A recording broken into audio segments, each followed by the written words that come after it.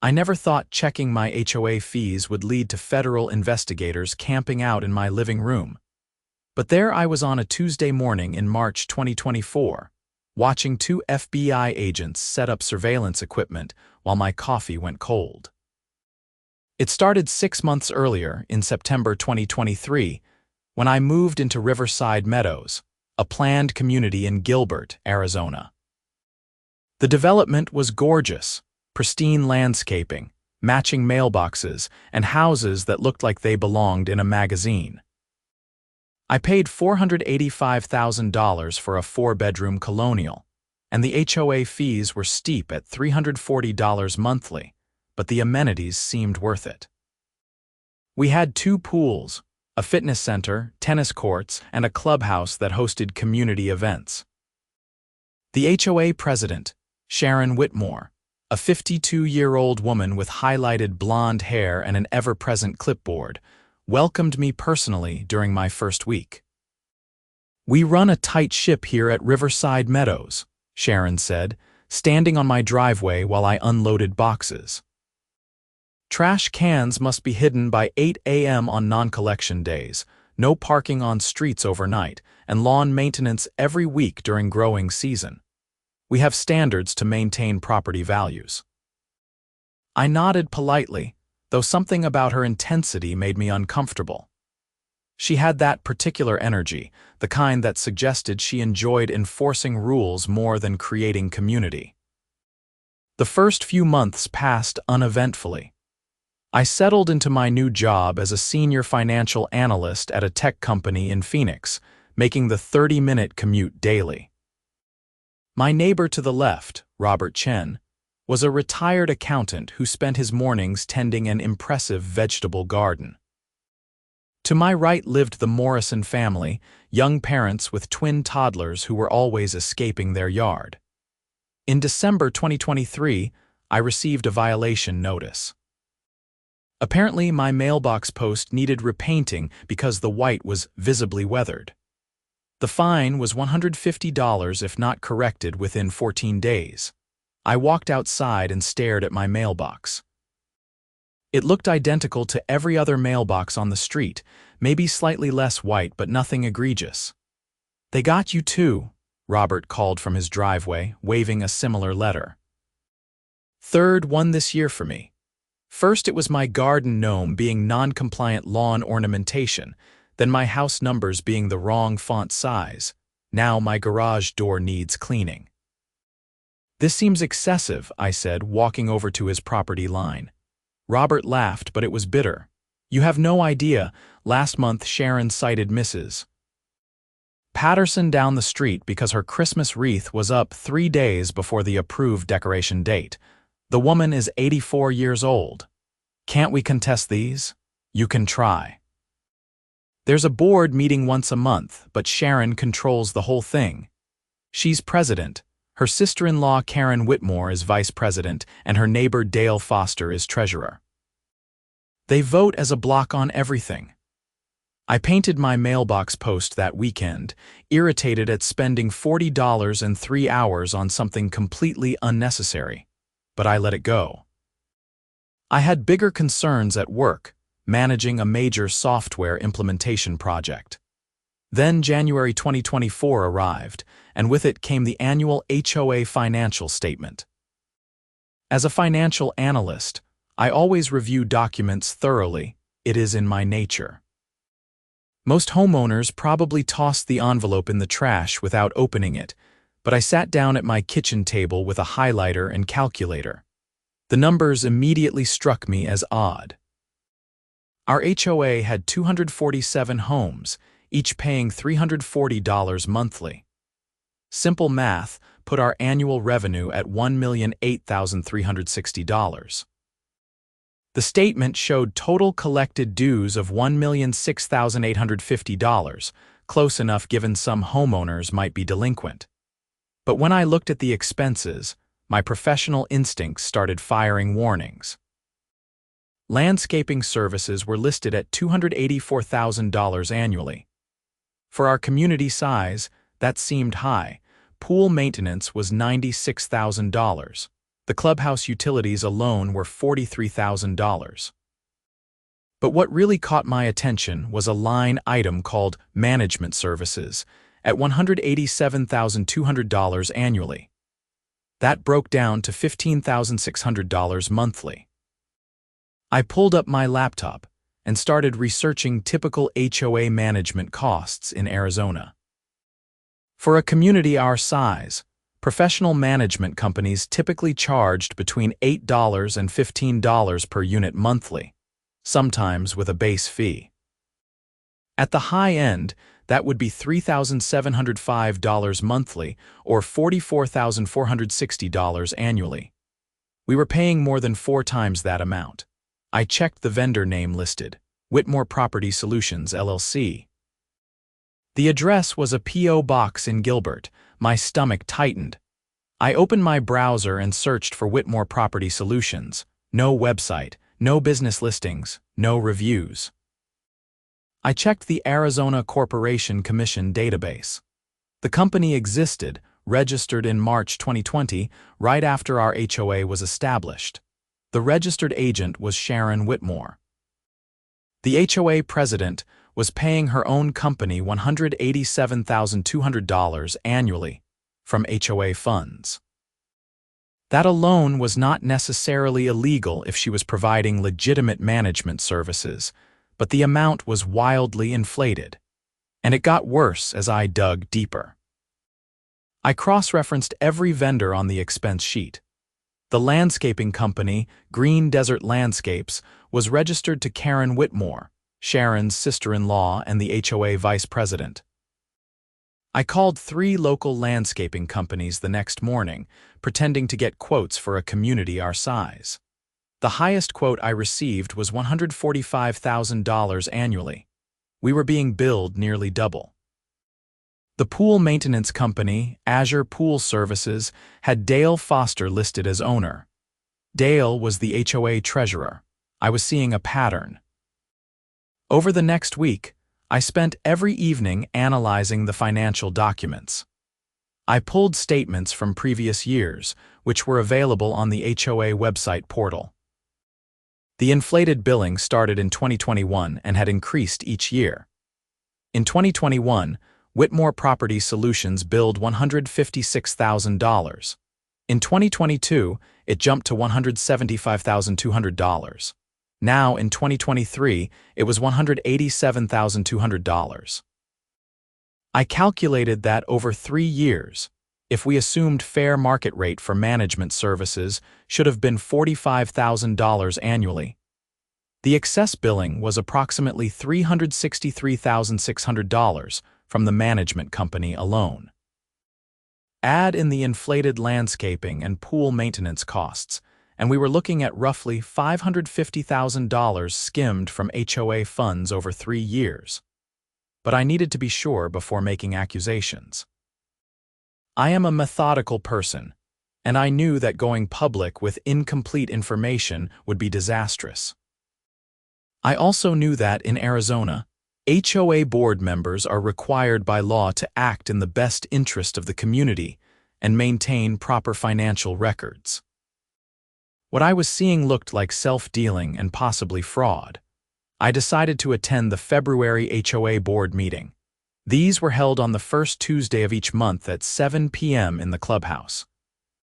I had never attended before, and I was curious what happened behind closed doors.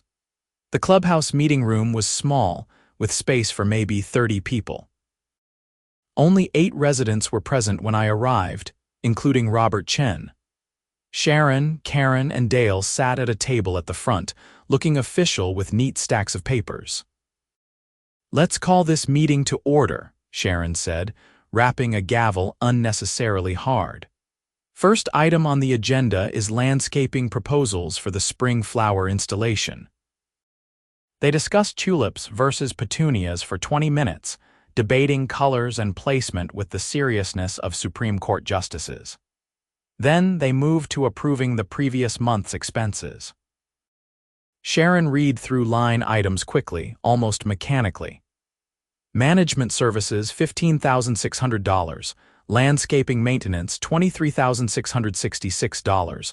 Pool maintenance, $8,000. Any objections? No one objected. Most residents looked half asleep.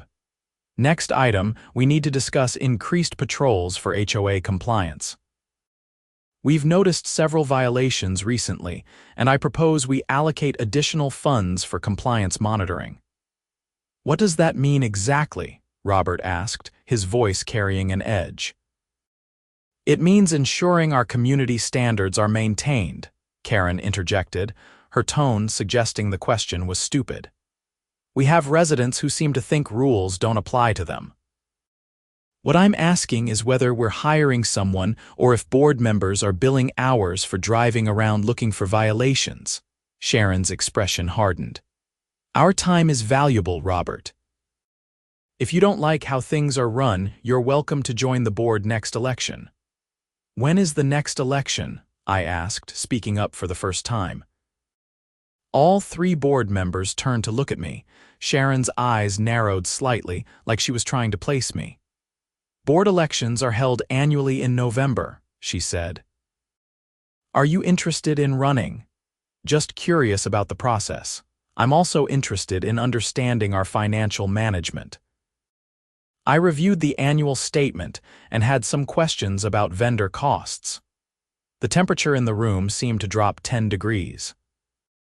The finances are properly managed and audited, Dale said, straightening his papers. Everything is above board and approved by the board. Who conducts the audits? I asked. An independent auditing firm, Sharon said. Valley Financial Reviews. They've certified our books for the past 3 years. I wrote down the name. And are those audit reports available to homeowners? They're filed with the state as required by law. Now, if there are no further questions, we need to move on to other business. But I was not done. I'm curious about Whitmore Property Solutions. What services does that company provide for $187,000 annually? Sharon's face flushed. Several other residents looked up, suddenly interested. Comprehensive management services, Sharon said tightly. Financial management, vendor coordination, compliance monitoring, administrative support, legal consultation, and emergency response coordination. It's all outlined in the management contract. Can I get a copy of that contract? It's available upon request through the proper channels.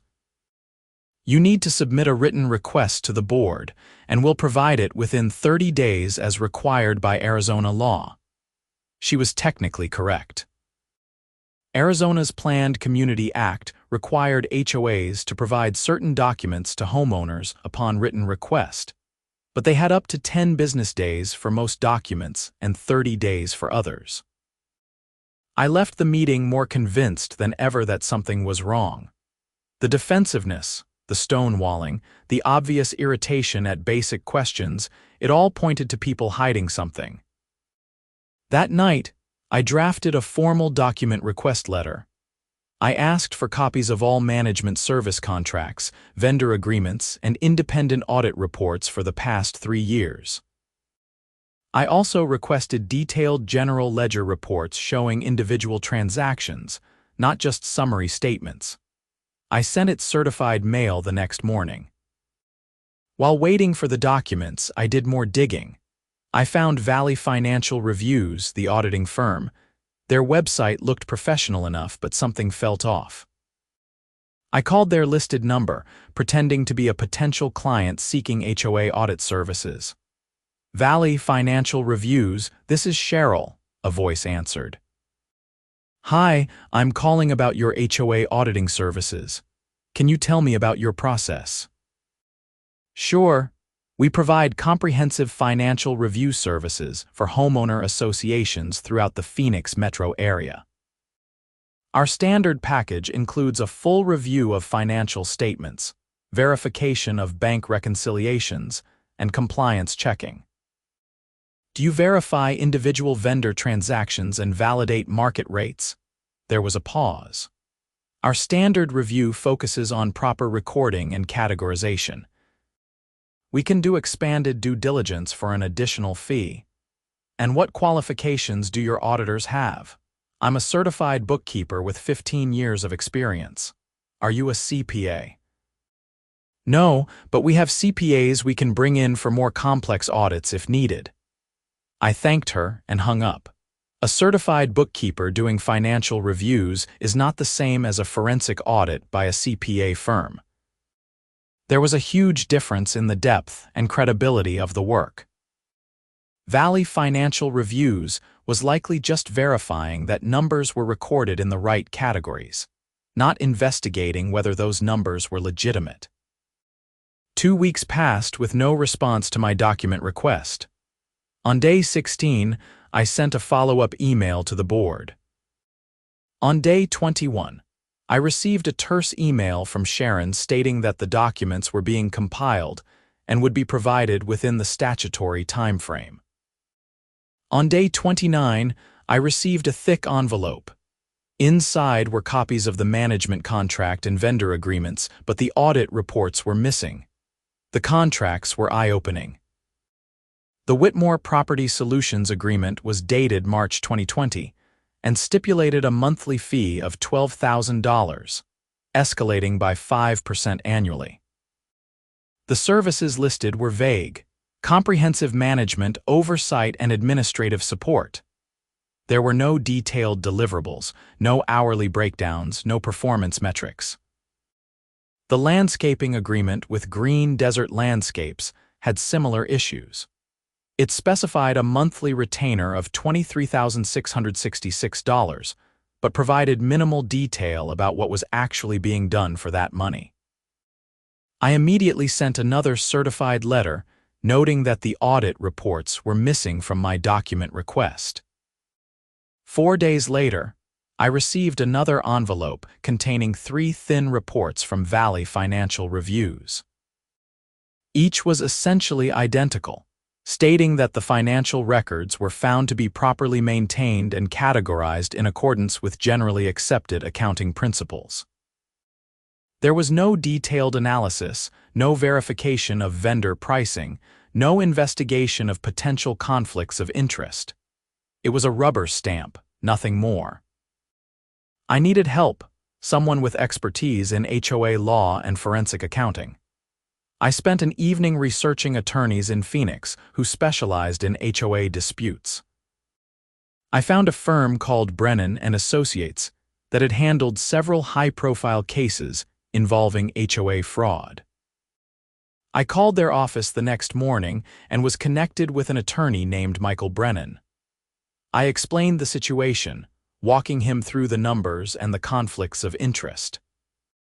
"This is textbook self-dealing," Michael said after I finished. "Arizona law is very clear. Board members cannot have financial interests in companies doing business with the HOA without full disclosure and approval by the membership. Even with disclosure, the transactions have to be fair and at market rate. What are my options? You can request a special meeting of the membership to address the issue. Under Arizona law, owners representing at least 25% of the voting power can call a special meeting. You could also file a complaint with the Arizona Department of Real Estate, which oversees HOAs. Or you could consider civil litigation. What about criminal charges? If this involves wire fraud, bank fraud, or theft, that would be a matter for law enforcement. The FBI handles wire fraud. But you would need very solid evidence. How solid are we talking? Forensic accounting evidence, bank records showing the flow of money, documentation of the inflated billing. Proof that they knew they were overbilling and did it intentionally. It's a high bar for criminal charges. I thanked him and said I would be in touch. I needed more evidence, but I also needed allies. I could not take on the HOA board alone. That evening, I knocked on Robert Chen's door. He answered holding a wine glass, looking tired. "I need to talk to you about the HOA finances," I said. His expression shifted from confusion to interest. "Come in." I spent an hour walking him through everything I had found. Robert listened intently, asking sharp questions. His background as an accountant made him immediately grasp the implications. "This is fraud," he said flatly. "This is not just inflated billing or poor management. This is organized, systematic theft. I want to do something about it, but I need help.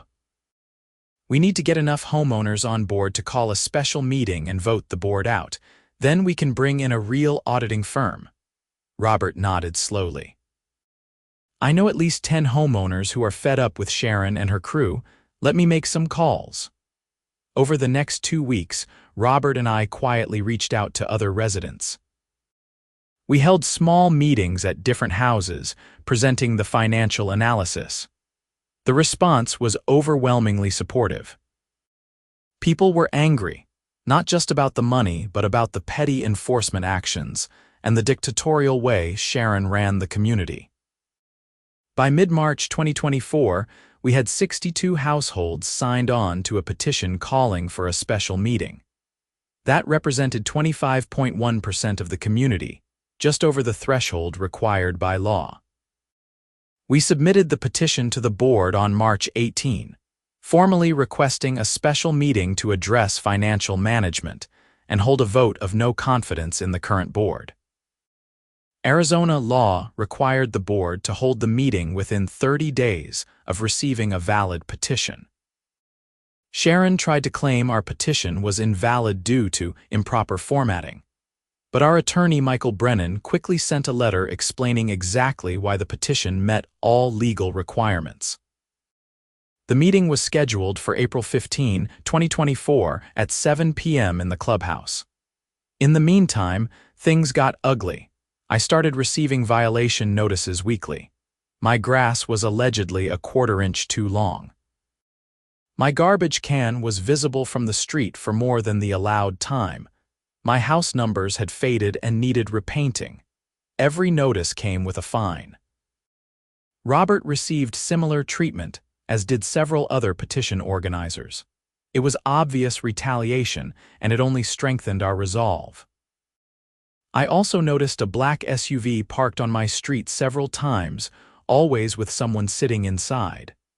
At first, I thought I was being paranoid, but then Robert mentioned seeing the same vehicle. We started documenting it, taking photos with timestamps. One evening, I approached the SUV while the person inside was looking at their phone. I knocked on the window and a middle-aged man with a mustache looked up, startled. "Can I help you?" I asked. "Just waiting for someone," he said, starting the engine. "Who are you waiting for on a cul-de-sac where you don't live?" He drove away without answering. I got a partial plate number and filed a police report for suspicious activity. The officer who took my report seemed skeptical, but wrote everything down. As April 15 approached, tensions in the community reached a boiling point. The Facebook group for Riverside Meadows, which had previously been used for lost pet posts and garage sale announcements, became a war zone. Supporters of the current board accused us of trying to destroy property values with unfounded allegations. Our side posted detailed financial breakdowns showing the discrepancies. Sharon sent out an email blast 3 days before the meeting, claiming that the special meeting was organized by a small group of malcontents with a personal vendetta, and urging homeowners not to attend. She also announced that the board had already addressed any concerns by conducting an additional independent financial review, which had found no improprieties. I immediately requested a copy of this new review. It was another report from Valley Financial Reviews, dated April 10, 2024, with the same vague language and rubber stamp conclusions. On April 15, I arrived at the clubhouse 90 minutes early to help set up. We had rented additional chairs because we expected a large turnout. Michael Brennan, our attorney, arrived shortly after carrying boxes of documents. "Are you ready for this?" he asked. "As ready as I'll ever be." By 6:45 p.m., the clubhouse was packed. Every chair was filled and people lined the walls. I estimated at least 150 residents were present, an unprecedented turnout. Sharon, Karen, and Dale sat at their usual table at the front, looking grim. At 7 p.m., Sharon called the meeting to order. "This special meeting has been called to address concerns about financial management," she began.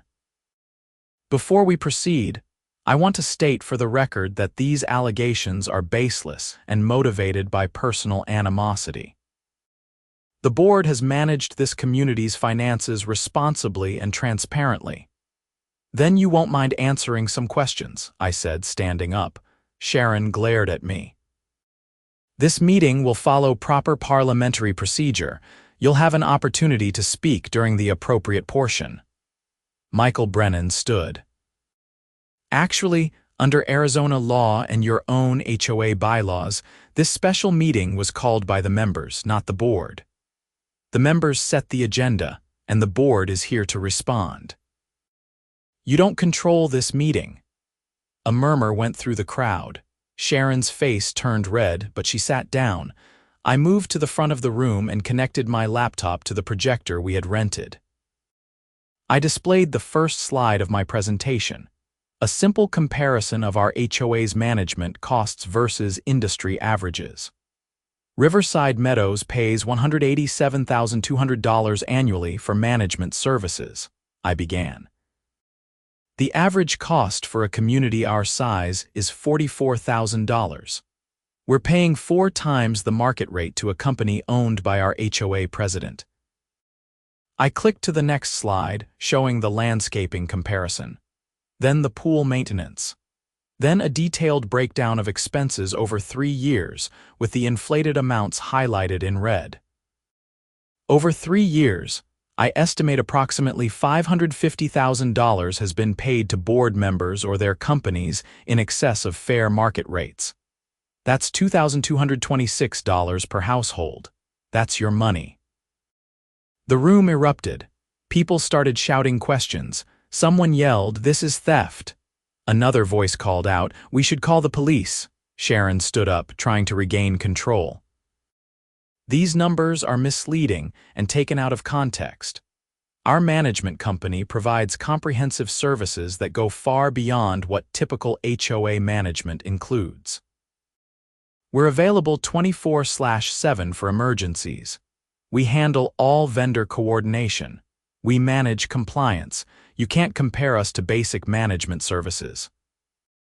"Then provide documentation of those services," I countered. "Show us the hours worked. Show us the emergency responses. Show us detailed records justifying $15,600 every single month." "We don't have to justify ourselves to you," Karen interjected. "The membership elected us to manage this community, and we've done exactly that." Robert stood up. "The problem isn't just the management fees. It's the landscaping, the pool maintenance, the fake audits. Every vendor is connected to board members. This is organized fraud." "I've heard enough of these slanderous accusations," Dale said, gathering his papers. "We resign, effective immediately. You people can try to run this community yourselves. Good luck." All 3 board members stood up and walked toward the door. I had not expected that move, but Michael Brennan had. He stepped in front of the exit. "Before you leave, you should know that multiple homeowners have filed complaints with the Arizona Department of Real Estate and provided detailed financial evidence to investigators." "Walking away doesn't make this disappear," Sharon's confident expression faltered. "You're bluffing." "I filed the complaint last week," I said. "I also sent a detailed report to the FBI's white-collar crime division. Wire fraud is a federal offense, and you've been using electronic transfers to move HOA funds to your personal companies." The room went silent. Sharon, Karen, and Dale exchanged glances, the reality of the situation clearly sinking in. "You have no proof of anything illegal," Sharon said, but her voice wavered. "Actually, I have 3 years of financial records showing systematic overbilling. I have vendor agreements that violate Arizona's self-dealing statutes. I have bank records obtained through public information requests. And I have testimony from 12 current and former vendors who are willing to state that your companies are charging rates far above market value. That last part was a slight exaggeration. I had spoken to 3 vendors, and they had been cautious about saying anything on record. But Sharon did not know that. The 3 board members left the clubhouse without another word, pushing past Michael Brennan. The meeting continued for another 2 hours. We held an emergency election and appointed an interim board consisting of Robert Chen, myself, and 3 other homeowners who had accounting or legal backgrounds. Our first act was to authorize hiring a forensic accounting firm to conduct a comprehensive audit. We hired a firm called Redstone Forensic Accounting based in Scottsdale. They specialized in fraud investigations and had worked on several high-profile embezzlement cases. The lead investigator, a woman named Patricia Gomez, had 20 years of experience with the FBI before going into private practice. Patricia and her team descended on our HOA records like a surgical strike. We provided them with 3 years of financial statements, bank records, vendor invoices, contracts, and email correspondence. They also requested board meeting minutes and any other documentation related to financial decisions. The audit took 6 weeks. During that time, several interesting things happened. First, Whitmore Property Solutions, Green Desert Landscapes, and Azure Pool Services all abruptly closed their business operations. Their phone numbers were disconnected, and their business addresses were abandoned. Second, Sharon, Karen, and Dale all hired criminal defense attorneys. I knew this because their attorneys sent a letter to the HOA demanding we cease and desist making defamatory statements about their clients. Michael Brennan responded with a letter explaining that truth is an absolute defense to defamation, and that we looked forward to discussing these matters in court. Third, the Arizona Department of Real Estate opened a formal investigation into the HOA's finances and the board members' conduct. An investigator named Tom Richardson contacted me for an interview. I spent 3 hours walking him through everything, providing copies of all my documentation. This is one of the more blatant cases I've seen, Tom said, shaking his head. Usually, HOA fraud is more subtle, small amounts skimmed over long periods, inflated but not obviously excessive billing. This is almost brazen. Do you think there will be criminal charges? That's not my call. I investigate and refer matters to the Attorney General's office. But based on what you've shown me, I'd be surprised if there weren't charges. The forensic audit report arrived in early June 2024. It was 147 pages of detailed analysis, and it was damning. Patricia Gomez and her team had reconstructed 3 years of financial activity and compared it against industry benchmarks and actual service delivery. The findings were worse than I had estimated.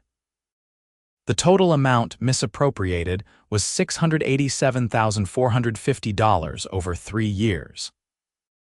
The breakdown included management fee overcharges, $428,400 landscaping overcharges, $189,350 pool maintenance overcharges, $51,200 fake vendor invoices for services never rendered, $18,500.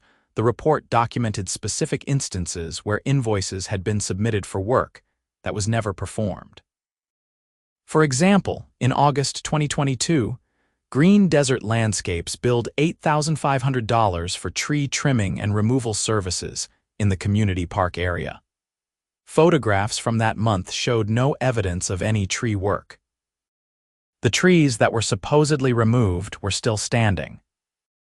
Even more interesting, Patricia's team had obtained bank records for Whitmore Property Solutions, Green Desert Landscapes, and Azure Pool Services through subpoena. The money flow was clear. HOA funds went into these company accounts, and within days, The money was transferred to personal accounts belonging to Sharon, Karen, and Dale.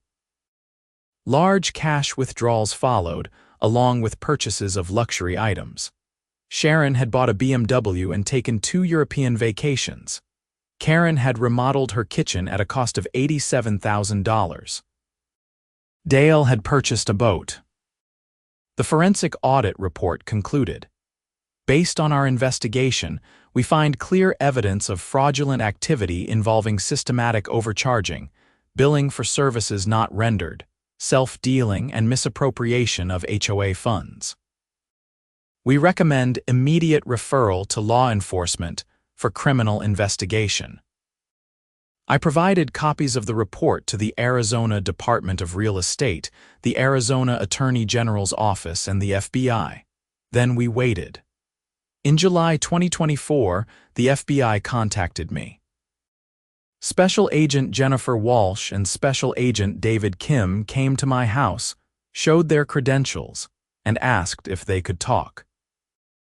I invited them in, and we sat in my living room for hours while they asked detailed questions about how I discovered the fraud, what documentation I had, and what I knew about the board members' activities. Wire fraud is our jurisdiction because they used electronic banking to move the money, Agent Walsh explained. We've been reviewing the materials you provided, and we want to move forward with a full investigation. That means we'll be obtaining additional bank records, conducting interviews, and potentially seeking a grand jury indictment. What do you need from me? Continued cooperation. You may be called as a witness before the grand jury. We'll also need you to keep this investigation confidential. If the subjects learn we're actively investigating, they may destroy evidence or flee. Flee? Seriously? People facing federal fraud charges sometimes make poor decisions, Agent Kim said. We've seen it before. Over the next several months, the investigation intensified. I provided testimony to a federal grand jury in September 2024, explaining how I had discovered the financial discrepancies and walking them through the forensic audit findings. It was nerve-wracking sitting in that room with 16 grand jurors staring at me while an assistant United States attorney asked questions, but I focused on the facts. Robert Chen also testified, as did Patricia Gomez from Redstone Forensic Accounting. The FBI brought in several vendors who confirmed that the prices charged by the board members' companies were far above market rates. They also interviewed homeowners about the retaliation and intimidation tactics. In November 2024, the grand jury returned indictments. Sharon Whitmore, Karen Whitmore, and Dale Foster were each indicted on multiple counts of wire fraud, mail fraud, and conspiracy to commit fraud. The indictment alleged that they had engaged in a scheme to defraud the Riverside Meadows HOA of approximately $687,450 through systematic overcharging and billing for services not rendered. Each count of wire fraud carried a maximum penalty of 20 years in federal prison. The arrests happened on a cold morning in early December 2024. I watched from my living room window as FBI agents arrived at Sharon's house 3 doors down. She was led out in handcuffs, looking shocked and diminished without her usual air of authority. Similar scenes played out at Karen's and Dale's homes. The local news picked up the story that evening. Former HOA board members arrested on federal fraud charges was the headline. The reporter stood in front of our community entrance sign, explaining how board members had allegedly stolen nearly $700,000 from their own neighbors. My phone exploded with calls and texts from residents. Some were congratulatory, thanking me for uncovering the fraud. Others were angry that I had brought negative attention to the community. A few worried about what this meant for our HOA's finances and whether we would need a special assessment to recover the stolen money. The legal process moved slowly, as federal cases always do. Sharon, Karen, and Dale were released on bond with conditions including surrendering their passports and agreeing not to contact each other or any HOA residents. They each hired expensive criminal defense attorneys. In February 2025, there were plea deal negotiations. The government offered reduced charges in exchange for guilty pleas and restitution. Dale Foster took the deal, pleading guilty to 2 counts of wire fraud in exchange for the other charges being dismissed.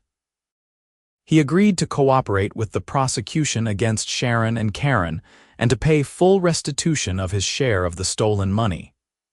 Sharon and Karen rejected the plea offers and decided to go to trial. Their attorneys argued that the billing was legitimate, that the services provided justified the costs, and that there was no criminal intent. They claimed it was simply a business dispute being criminalized. The trial was scheduled for June 2025 in federal court in Phoenix. I was subpoenaed as a government witness, along with Robert Chen, Patricia Gomez, and about 15 other people. The trial lasted 3 weeks. The prosecution laid out a meticulous case, walking the jury through bank records, invoices, emails, and testimonies showing the systematic fraud. Patricia Gomez spent 2 days on the stand explaining the forensic accounting findings in clear, understandable terms. I testified for a full day, explaining how I discovered the discrepancies and what steps I took to investigate. The defense attorneys tried to paint me as someone with a personal grudge against Sharon, but it did not stick. I had documentation of everything, and my timeline showed that I had followed proper channels before going to authorities. The most damaging testimony came from Dale Foster, who had flipped on his co-conspirators. He explained how the scheme had been Sharon's idea from the beginning. When the HOA was formed in 2020, Sharon had proposed that they set up management companies and use their board positions to funnel HOA money to themselves. They justified it by saying they were doing real work and deserved to be compensated. At first, the amounts were smaller, Dale testified. Sharon said we should just charge a little more than market rate and no one would notice, but then it escalated. Every year we increased the fees. Sharon kept saying we deserved it because we were putting in so much time, but honestly, we were not doing that much work, maybe 10 hours a month each. We were getting paid $15,000 a month for 30 hours of work total. The defense tried to discredit Dale, pointing out that he had taken a plea deal in exchange for his testimony. But his story was corroborated by the documentary evidence.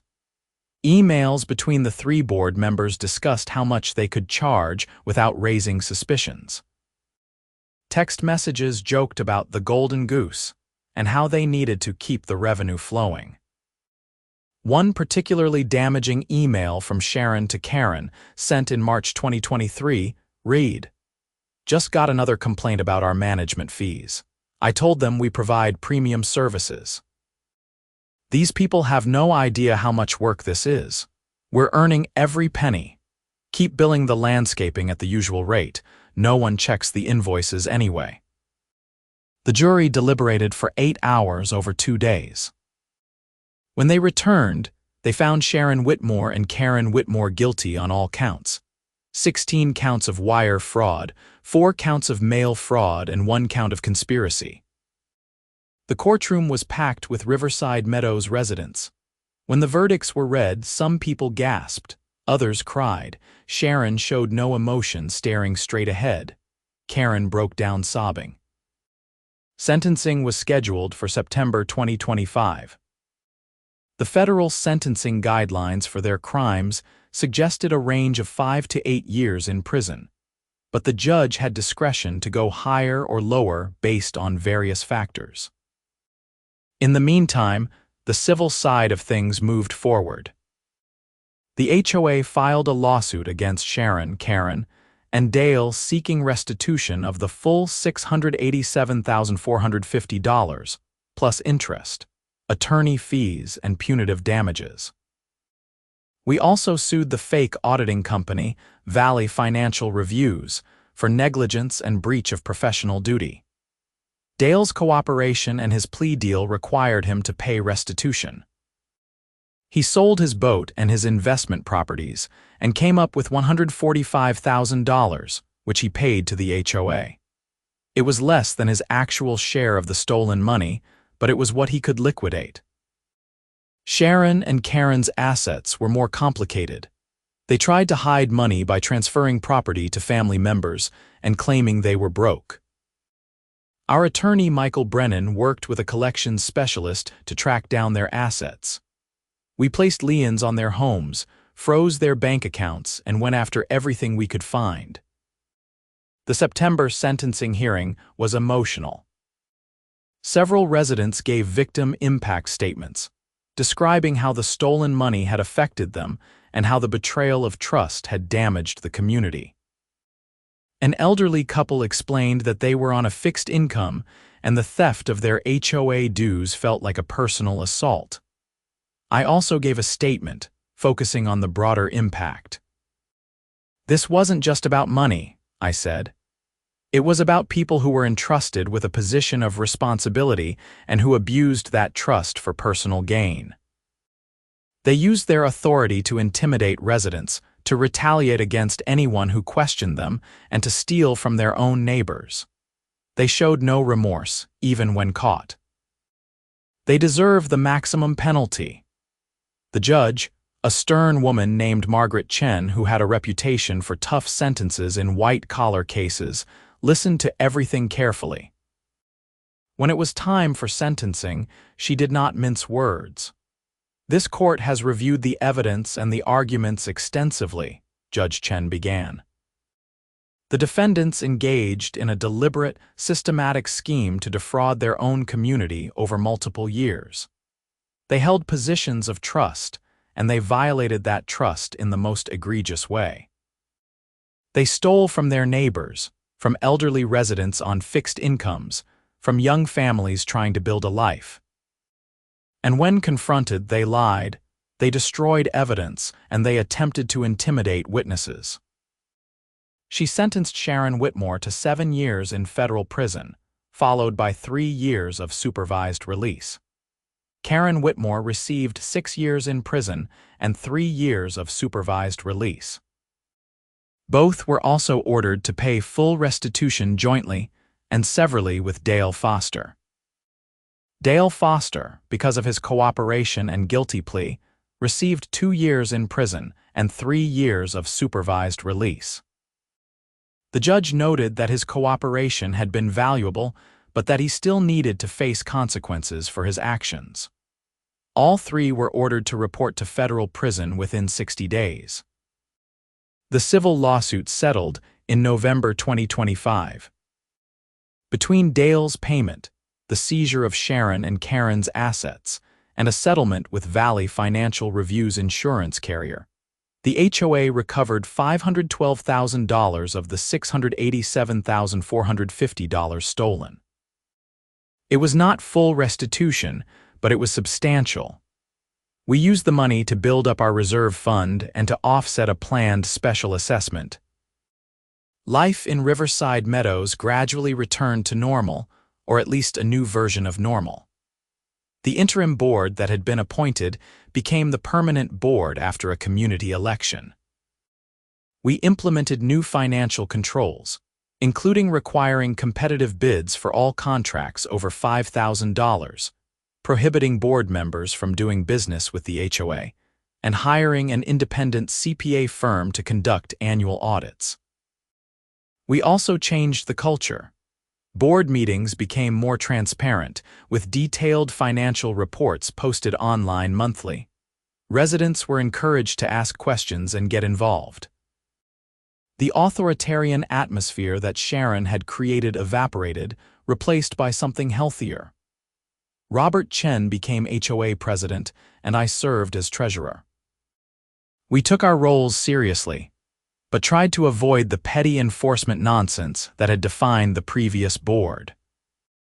We focused on maintaining the community, preserving property values, and creating a place where people actually wanted to live.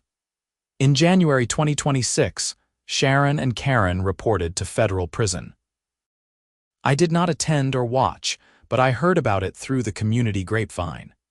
Dale had reported 2 months earlier to a minimum security facility in California.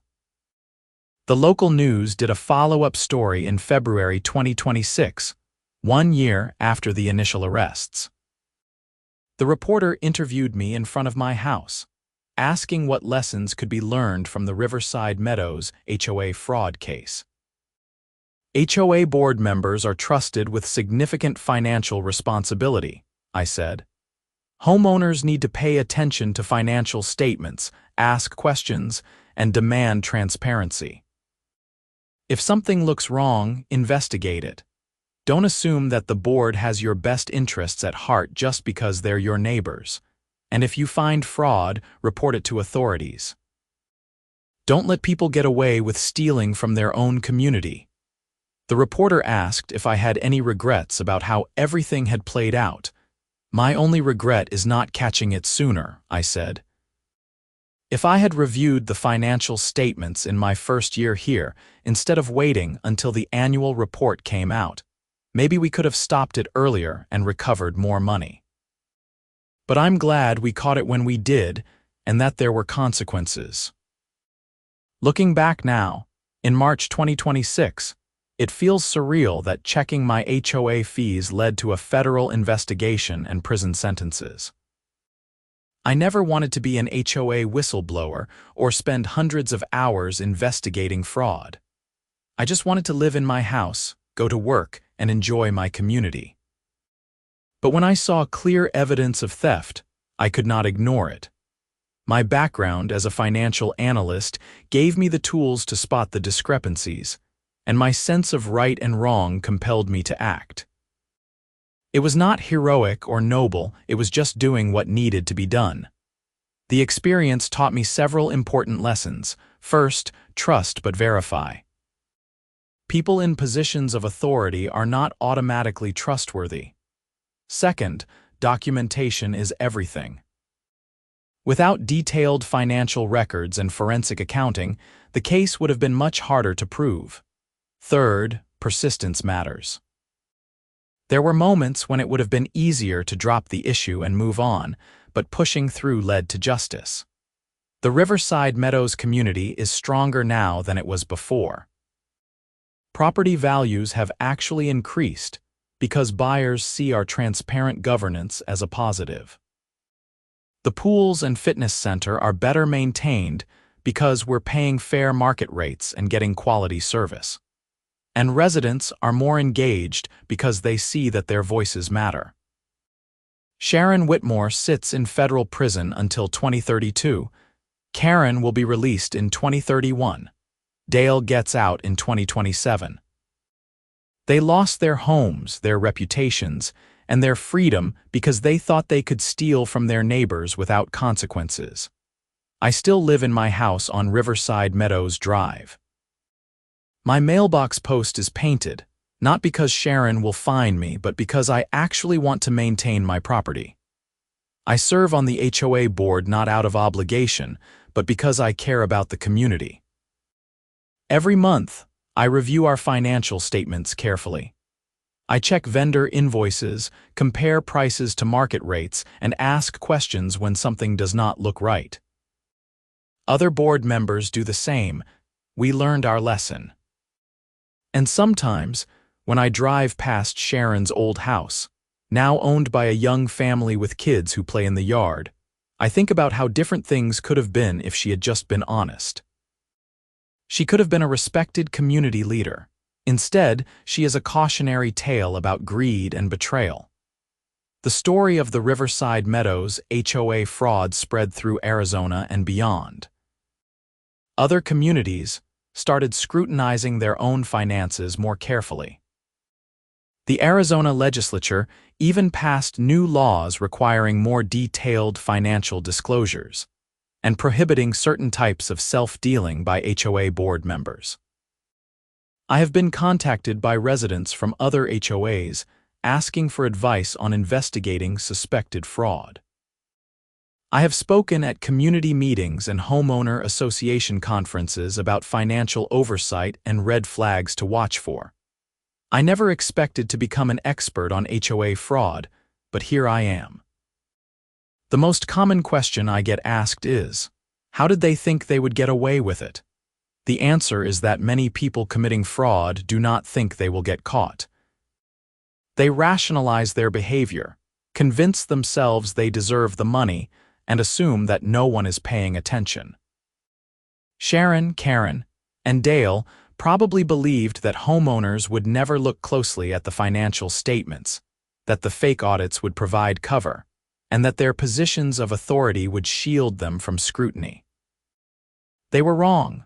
The second most common question is, was it worth it? That is harder to answer. The investigation and legal proceedings consumed 2 years of my life.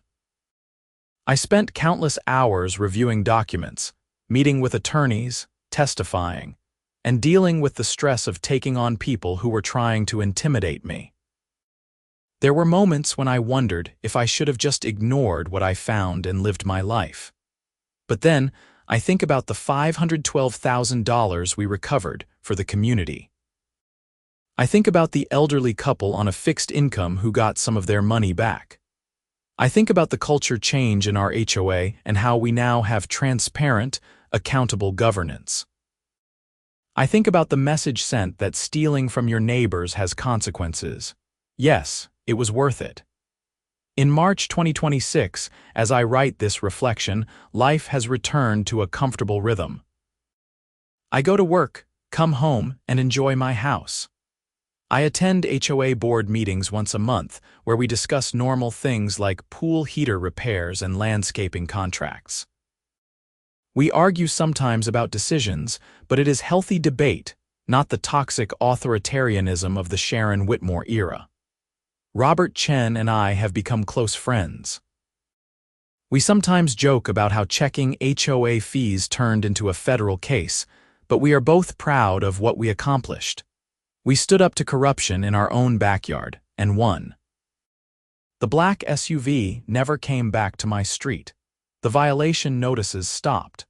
The atmosphere of fear and intimidation that had hung over Riverside Meadows for years lifted. People actually smile and wave now when they see each other. The community feels like a community again. I sometimes wonder what Sharon thinks about in prison. Does she regret her actions? Does she understand the harm she caused? Or does she still believe she was entitled to that money and that she is the victim of overzealous prosecution? I will probably never know. And honestly, it does not matter. What matters is that justice was served, money was recovered, and our community learned important lessons about vigilance and accountability. If there is a moral to this story, it is simple: pay attention to your HOA finances. Read the financial statements, ask questions, demand transparency. And if you see something wrong, do not be afraid to investigate and report it. HOA fraud is more common than most people realize, but it thrives in silence and apathy. The moment I decided to dig into those financial statements, instead of tossing the envelope in the trash, I set in motion a chain of events that led to federal indictments and prison sentences. One person asking questions can make a difference. So to anyone reading this who is part of an HOA, look at your financial statements. Check who your vendors are. Ask about conflicts of interest. Make sure your board is getting real audits from credible firms. And if the numbers do not add up, trust your instincts and investigate further. Your community depends on it, and your neighbors deserve honest leadership. Do not let another Sharon Whitmore steal from hardworking homeowners while hiding behind a clipboard and a gavel. Sunlight is the best disinfectant, and transparency is the best protection against fraud. The Riverside Meadows HOA fraud case is closed. Sharon, Karen, and Dale are serving their sentences. The money has been recovered to the extent possible. The community has moved on, stronger and wiser. And I can finally drink my morning coffee in peace. knowing that the $340 I pay in HOA dues each month is actually going toward community services, not someone's European vacation. That is worth everything,